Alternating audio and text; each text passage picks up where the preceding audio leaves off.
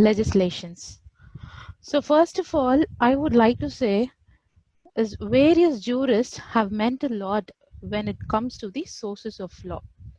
So and that means according to Austin, source of law has three different meaning. That is, it is an immediate or direct author of law, or otherwise the sovereign of the country. Secondly, he means it as a historical document from which law can be known. Thirdly, he refers to the causes that have brought into existence. The rules that later on acquire the force of law.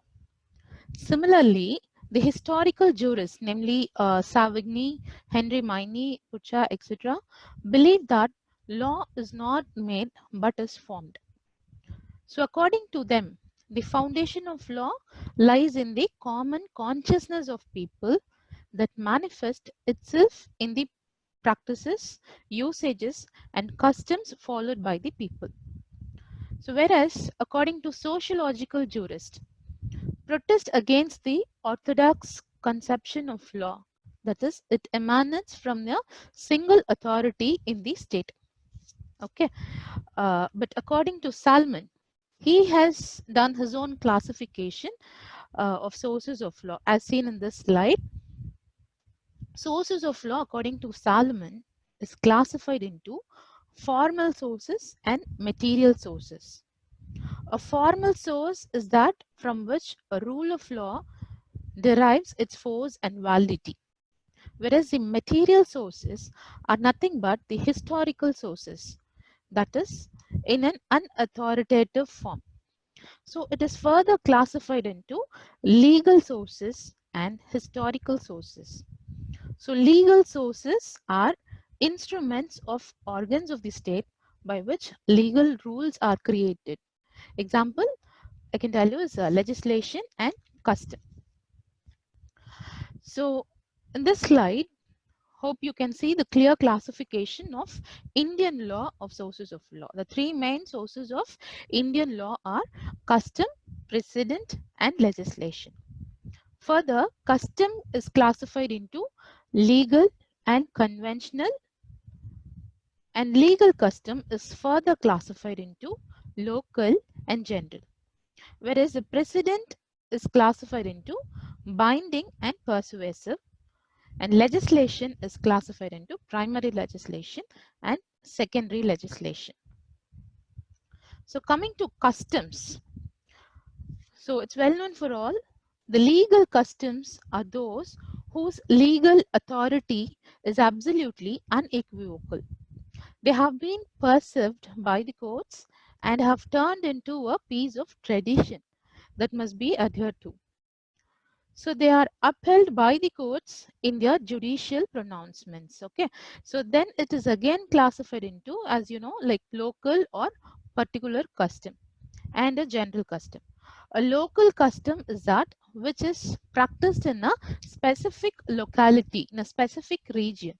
So in India, this local custom might be separated into two classes, that is land local custom and individual local custom. So a general custom is what wins throughout the nation.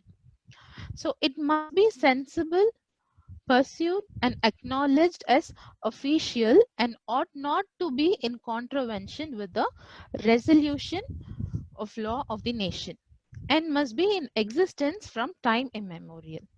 Clear? So next is conventional custom.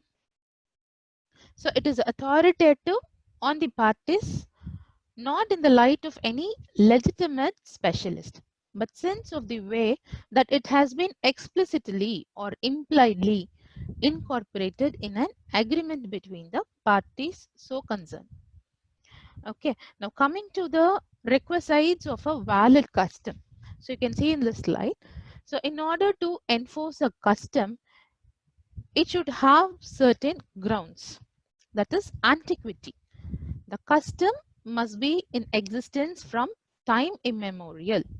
So it must be older one and must not be an ongoing source. Clear? Next is continuity. A custom must be followed with consistency and in continuity from its inception. So if it is proved otherwise, that there were a break and a pass by a particular community in the following the custom in a court of law, then the court may have the discretion to get the custom annulled. So therefore, a custom must be followed in consistency and in continuity. The third one is reasonability. That is, it should not be arbitrary in nature. It must not be unreasonable. It must be helpful and advantageous to the general public. On the off chance the any parties face difficulties in a custom, the parties must fulfill and convince the court that a particular custom is unreasonable. To find out the reasonableness of the custom, it must be followed back to the season of its inception. Okay, so a custom ought to be viewed as adequately reasonable when it isn't it against the fundamental guidelines of the profound quality of the law of the state, wherein it exists standards of equity, morality, and arbitrariness. Clear? So next is certainty. The most important test of a valid and essential custom is that a particular custom must be specific and less from ambiguity. So if a particular custom is ambiguous, vague, and not understandable by the parties, then the particular custom will be declared as null and void by the court. Clear? So next is consistency. Difference or inconsistency in custom will amount to different rule of conduct for a given situation. And next is peaceful enjoyment. So a custom should be enjoyed peaceably without any dispute in the law, court, or otherwise. Clear? Next is conformity with the statute law. So all customs which are opposed to an existing legislation will be treated as invalid custom. So example I can give you is Jallikattu, a customary support of Tamil Nadu banned by the Supreme Court because it is not in conformity with the constitution. Okay, and lastly, it should not be opposed by public morality. So all those customs and practices which are opposed to public morality are illegal. Clear? So in this slide, you can see the essentials of a valid custom, that are antiquity, continuity, reasonable, certainty, consistency, peaceful enjoyment, conformity with statute, and not opposed to public morality. Clear? So next, I hope with customs, you people have good clarity. So next, I'll move on to precedents. So judicial precedent is another important source of law. So you can see in the slide, it is according to Salmon, precedent has two meanings. One is reported case laws, which may be cited and followed by the court. And the second, in strict sense, precedents means case laws which not only has the great binding authority but also to be followed. So the judicial precedent is merely constitutive in nature and not abrogative in nature. Okay, so the judicial precedent refers to the previously decided judgments of the superior courts, such as the high courts and the supreme courts, which the judges are bounded to follow. So this binding character of the previously decided cases is important considering the hierarchy of the courts established by the legal system in India as it is established by the Constitution of India. So the judgment rendered by the Supreme Court is binding on all the subordinate courts, high courts, and the tribunals within the territory of the country. So in case if a judgment is rendered by the High Court, it is binding in nature to the subordinate courts and the tribunals within its jurisdiction. So the declaratory theory of the president holds that judges do not create or change the law, but they declare what the law has always been. So the judgments rendered by the Supreme Court and the High Court, and which is followed by the other subordinate courts, are known as precedents. Clear? Now coming to the kinds of the precedents. So as seen in this slide, there are four kinds of precedent. That is original precedents, which are the precedents which creates law, and declaratory precedents, precedents which merely apply established rule of law to the particular facts of the cases. And next one is authoritative precedents, that is all inferior courts shall follow the decision of the superior courts. And lastly, persuasive precedents, no obligation to follow but may take precedence into consideration. But out of these four, I can tell you the important kinds of precedents are authoritative precedents and persuasive precedents, that is much in prevalence. Okay, so authoritative precedents are the judges must follow the precedents whether they approve it or not. They are termed as legal sources. Okay, so an authoritative precedent is one which has a binding force and the judge must follow it whether he approves it or not.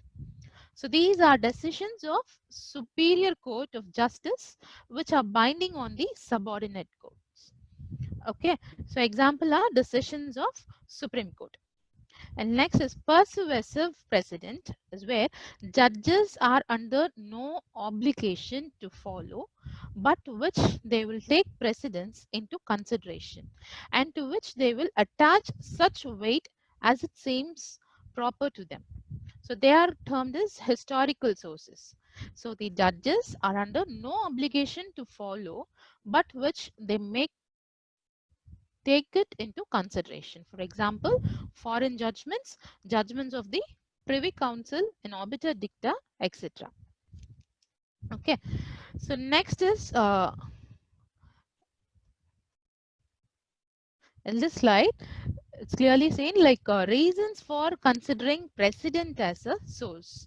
So why precedent is considered as a source of law? Because it helps in the final settlement of an issue. So when there is a confusion as to the deciding and disputes in any cases, and when there is no written law, enacted law, then the precedent may be helpful in arriving at the final settlement. Then bringing certainty, then bringing flexibility to law. Then it has an open scope for the judge made law, and to bring scientific development of law and to help in guiding lower courts. Clear?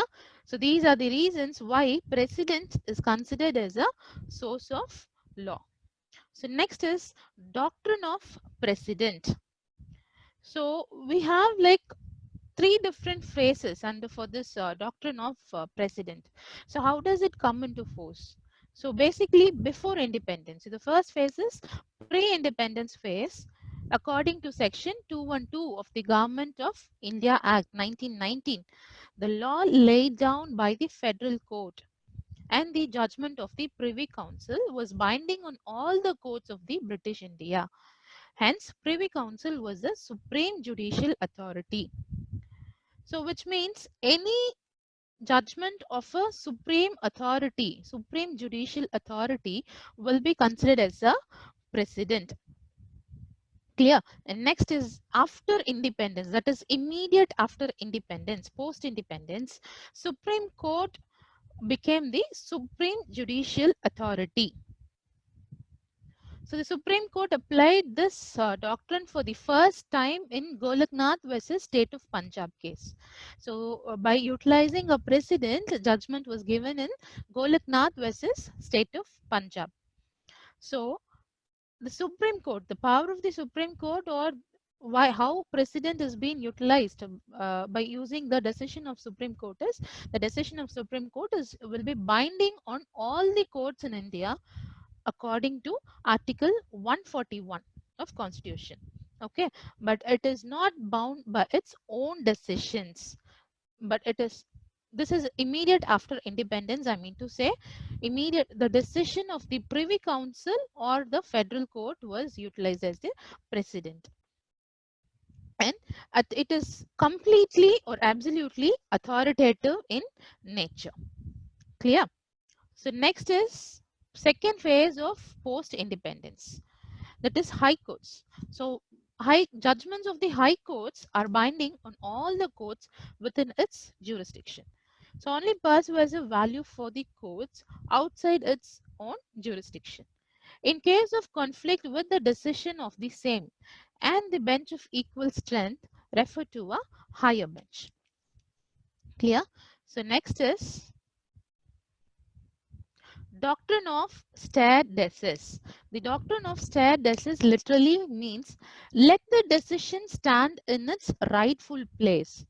The operation of the doctrine of stare decisis presupposes the existence of hierarchy of the courts.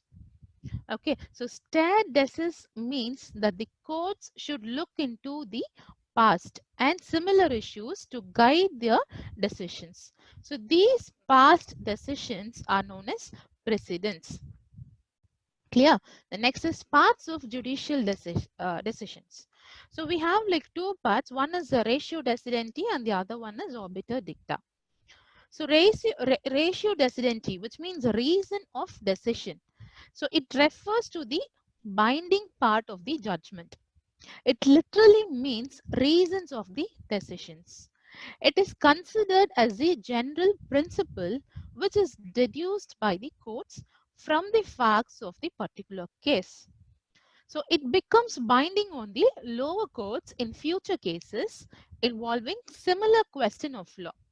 So it's been given in Donak versus Stevenson and Shriram Food Fertilizer case, etc. So it means it is ratio decidendi. So basically it is a Latin term and it is the foundation for a decision. For example, ratio decidendi in the field of law refers to the moment or principle in the case that ultimately determines its outcome. The reason why this kind of judgment is being given. So it is a legal rule regarding the legal reasoning behind the judgment of the judge or jury. So it includes all the principles a court relies on, that is may be like moral, political or social. Okay, so that is to justify their reasoning for coming to a decision in a case. So a ratio is comprised of the legal points made by all the particulars parties to a case. So all the other statements in a case make up the obiter dicta, which are not legal arguments or which a case stand. Okay, so obiter dicta is said by the way. It refers to the parts of the judicial decisions which are general observation of the judge and do not have any binding authority. But however, obiter of higher courts are given due to consideration by the lower courts. For example, in S.R. Bommai versus Union of India. The difference between ratio decidendi and obiter dicta is, I can tell you, is the main difference is the information under scrutiny. For example, ratio decidendi refers to the facts of the case. That is those things that no one can debate on it. So whereas obiter dicta, on the other hand, is everything in between. Obiter dicta translates to by the way and refers to information that a person says in passing. So in other words, difference between ratio decidendi and obiter dicta lies in the fact that while ratio is binding in its fact, obiter dicta refers to the persuasive statements. So only for instance, obiter dicta lies in the fact that while ratio is binding in its fact, Obiter dicta refers to the persuasive statements. Example, obiter dicta may include the statements a lawyer tells the jury in a criminal case to convince them of his client's innocence.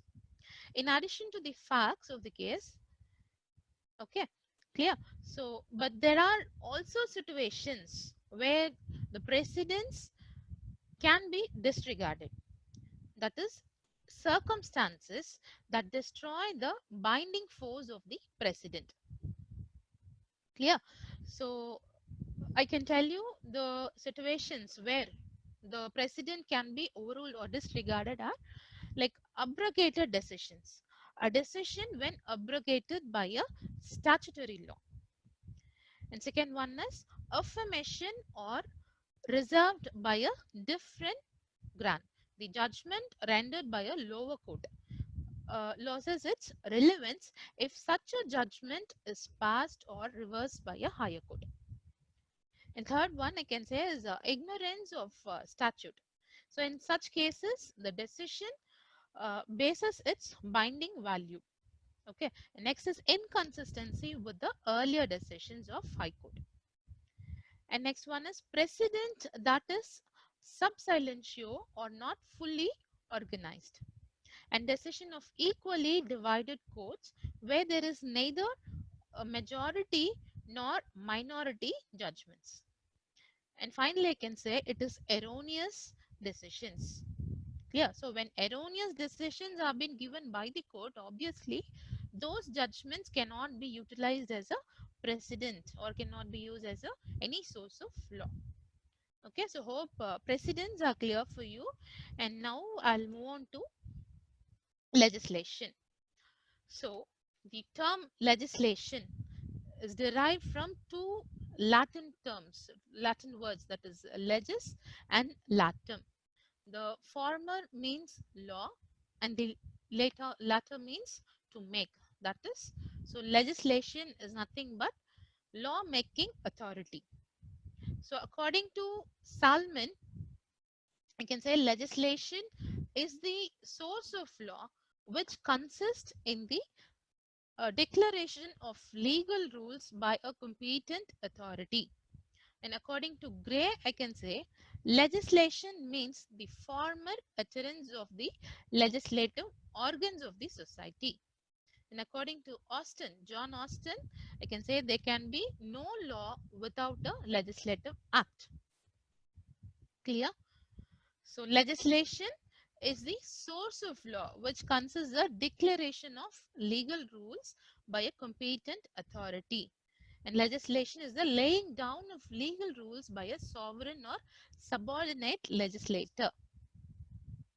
Then law that has its own sources in the legislation may be most accurately termed as enacted law, and all other forms of unenacted.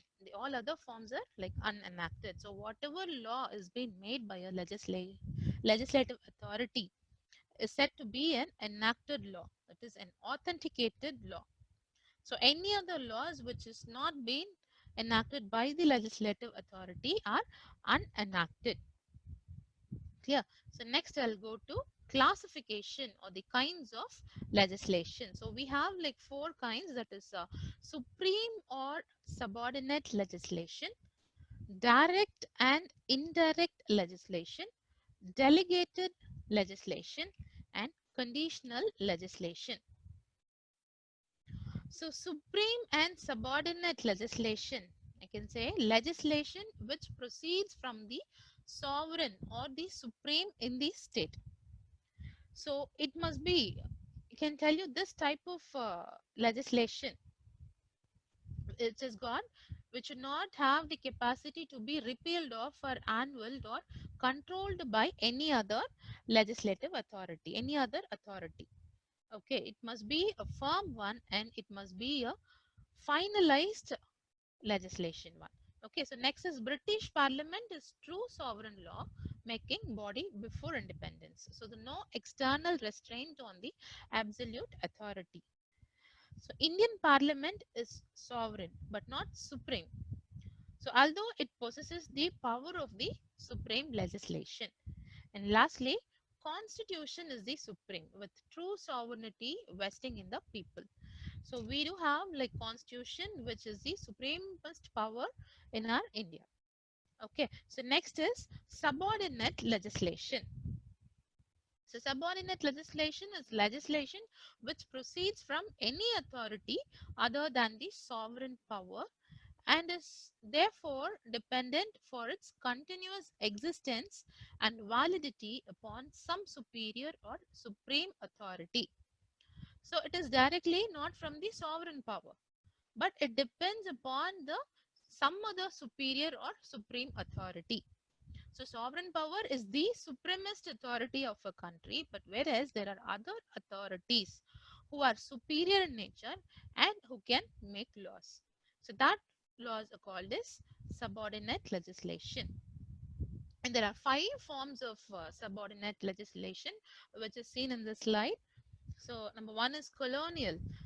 So powers of the self-government entrusted to colonies. Okay, so next one is executive. Parliament delegates its rule-making powers to the departments of the executive organs. So there are various executive authorities in our country who's been delegated power directly by the parliament to make laws or rules. The third one is judicial. So superior courts making rules for regulation for their own procedure. So as I told you earlier, it is the Supreme Court and the High Courts which makes powers, which has the powers for making laws. That is, its decisions are binding over by the other courts. Okay, so therefore, even the judicial authority has the power to enact laws.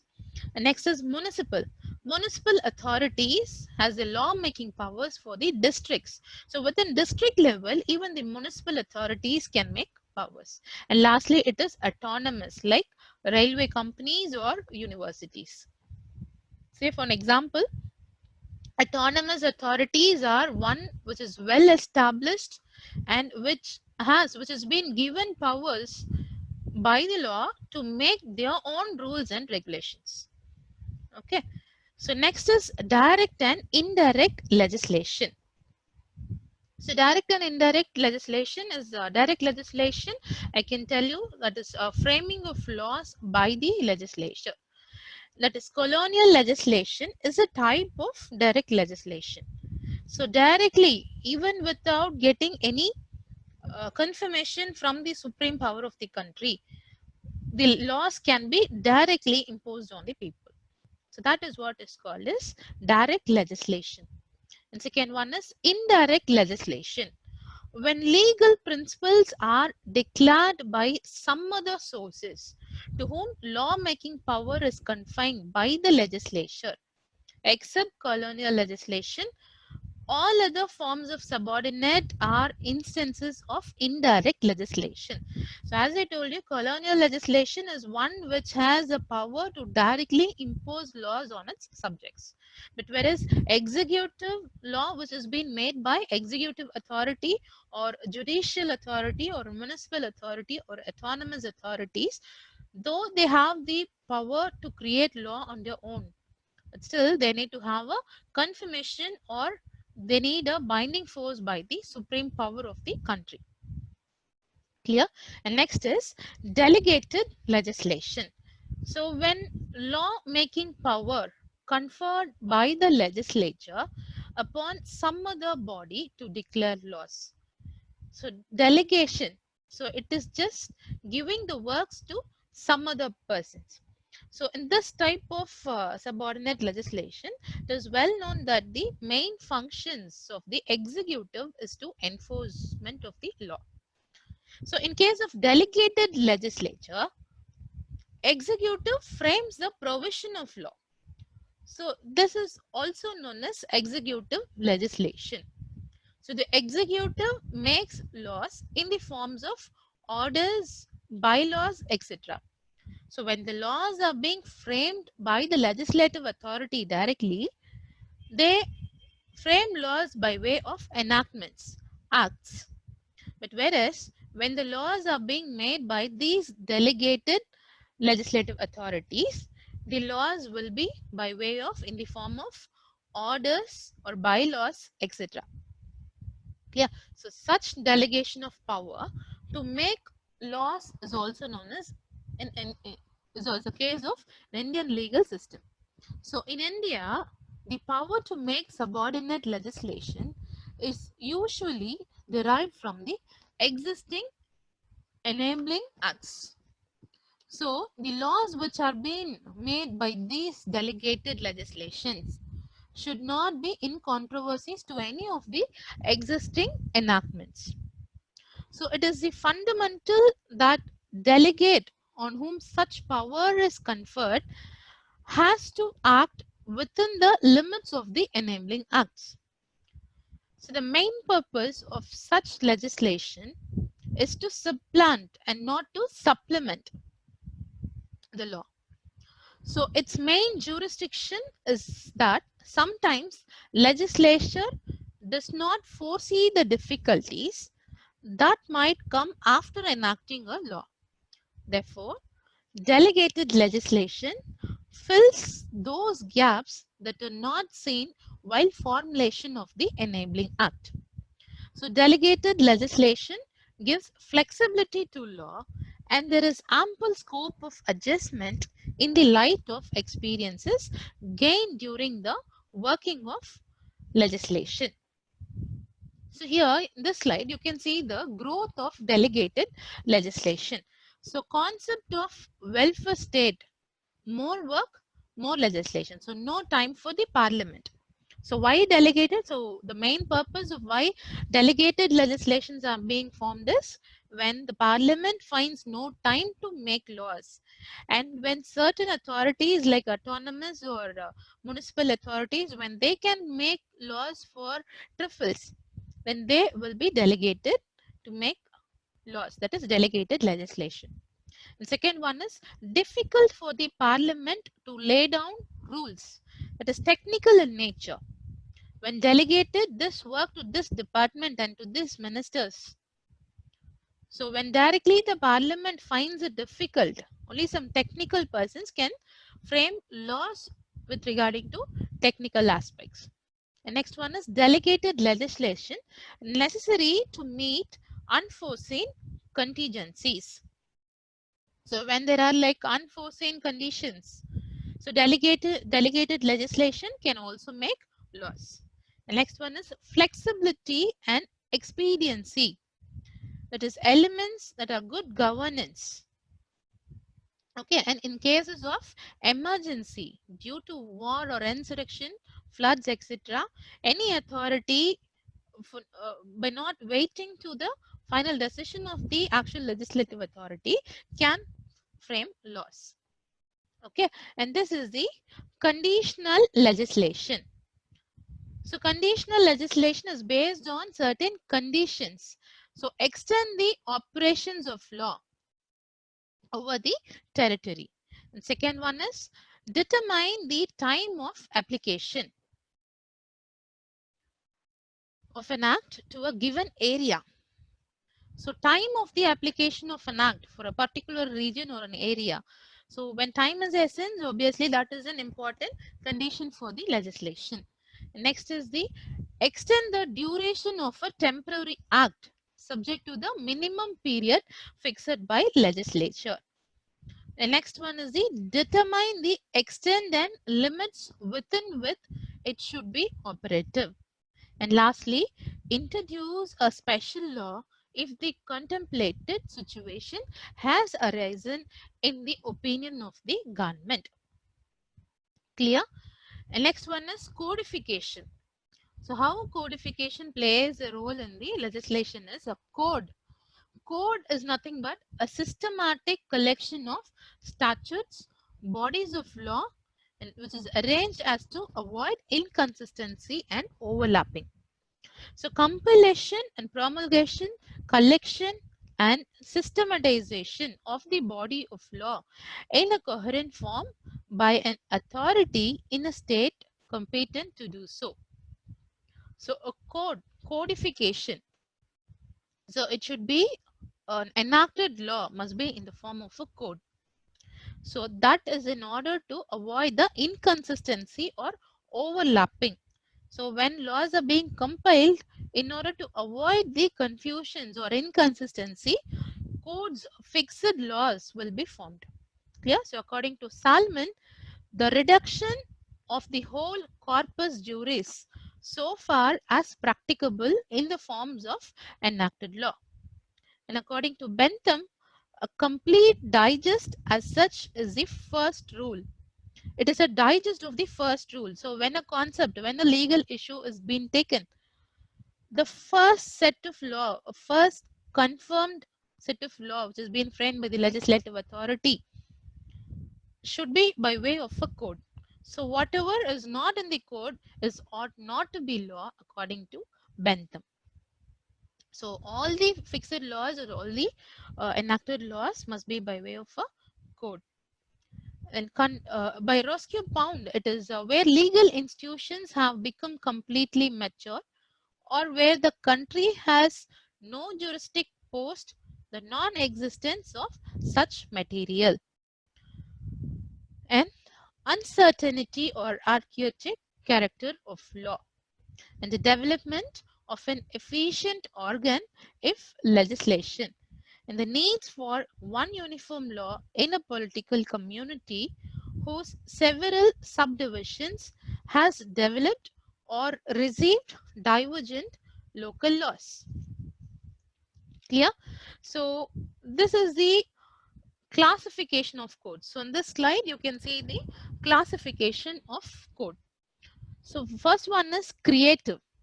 So codes can be which make laws for the first time without any reference to any other law. So creative law, it has been created for the first time. For example, is Indian Penal Code. So it was created in the year 1860. Just imagine there is no other examples or there is no other sources from which IPC was taken. But it is first in its form and it was created freshly. The second one is consolidating. So code which consolidates the whole statutory, customary and precedent on a particular subject and declares it. Clear?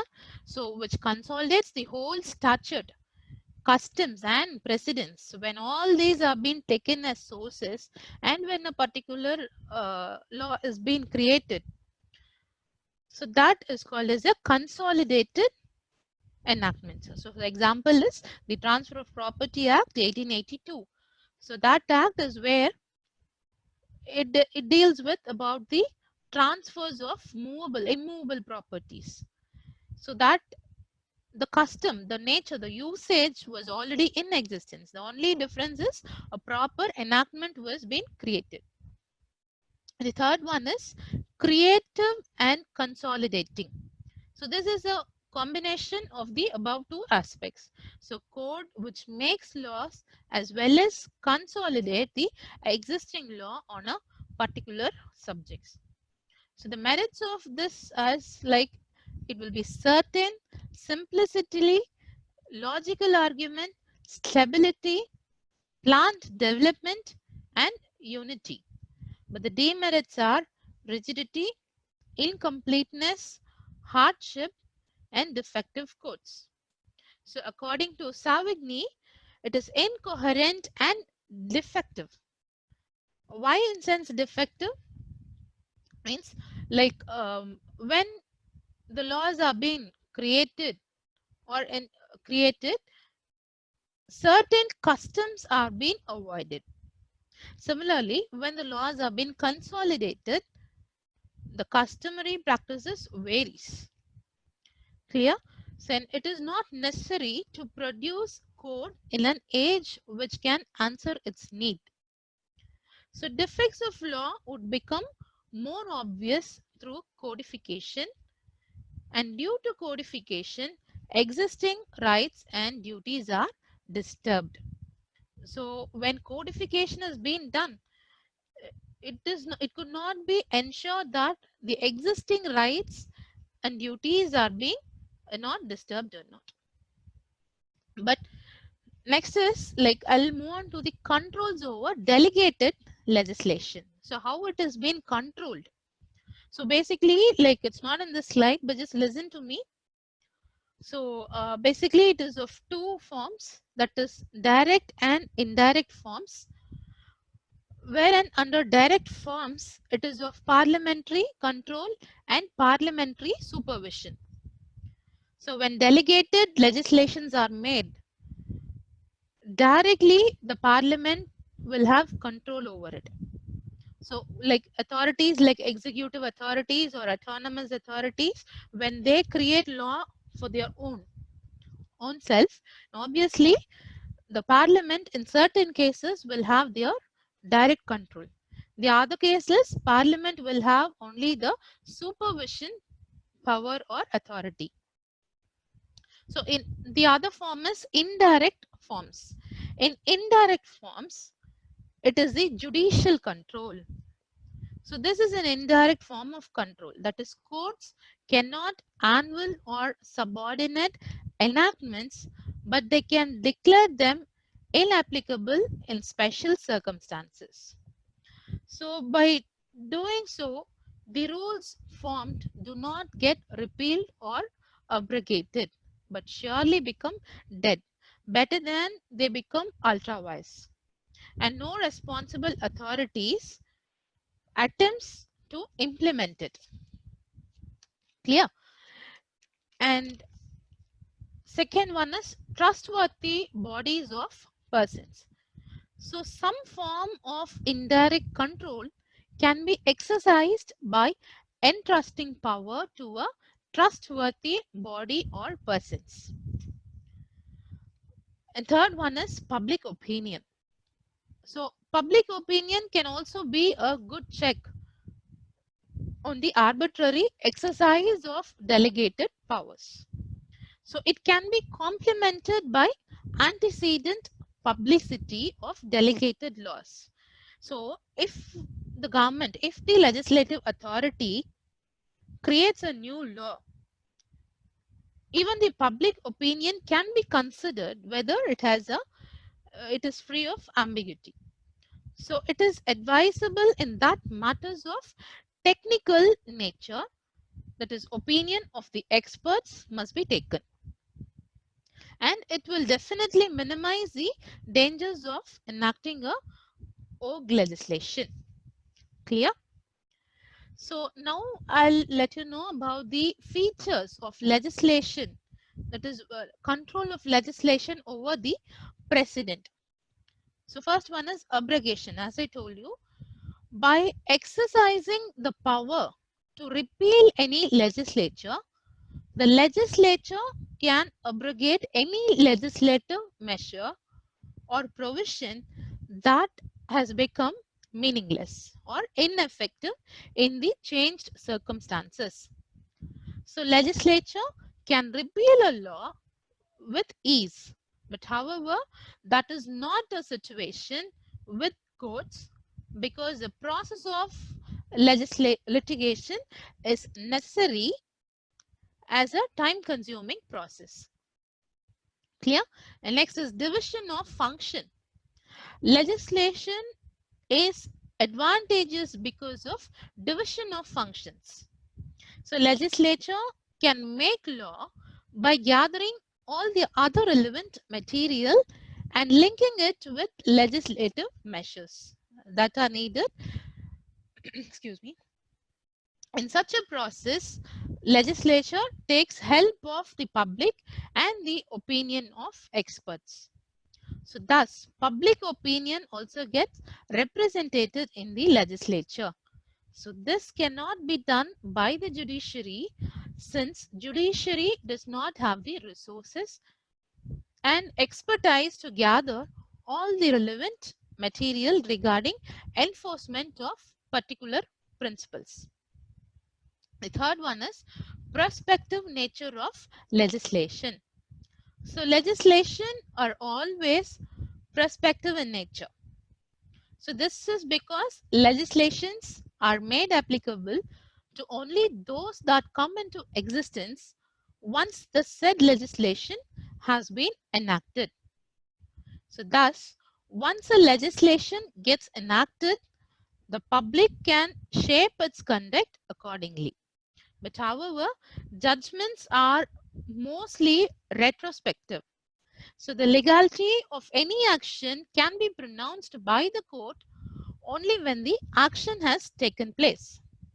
And Bentham once said that, once he was like asking, like, do you know how to make it just as man makes for his dog? When your dog does something, you wanted to break him off, you will wait till he does it and beat him. And this is how judge makes laws for men. Okay, so next one is nature of assignment. The nature of job and assignment of a legislature is such that he or she is a constant interaction with all the section of the society. So thereby, opportunities are available to him to correct the failed unnecessary of time. Okay, so also the decisions taken by the legislators in legislature are in collective in nature. This is not so in the case of judiciary. Sometimes judgments are based on the bias and prejudice of judges who is passing the judgments, thereby making it uncertain. Clear? And lastly, it is by form. So enacted legislation is an abstract proposition with necessary exceptions and explanation, whereas judicial pronouncements are usually circumscribed by the facts of the particular case for which the judgment has been passed. So critics say that when judges give judgment, he make efficiencies of law. Clear? So now I'll tell you the difference between legislation and customary law. So how the legislation differs from the customary law.